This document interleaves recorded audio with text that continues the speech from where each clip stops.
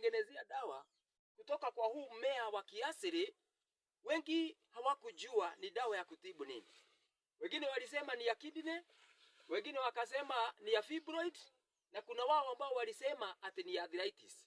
Nataka uwe mwangalifu kwa sababu leo nitakuelezea inatibu nini. Unachukua glasi yako, alafu unateka maji kutoka kwa mmea huu wa kiasili. Hivi unaduga hivyo, naduga hivyo, nateka maji yake hivyo.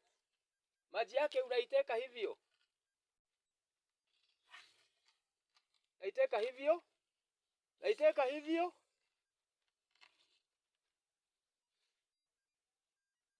naiteka hivyo.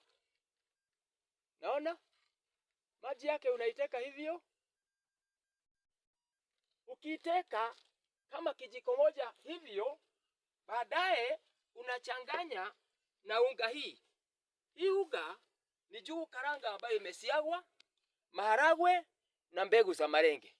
Ikiwa imesiagwa, unaichanganya na hiyo maji kiasi, unachanganya hivyo, baadaye unakoroga. Hapa baadaye tutaweka maziwa.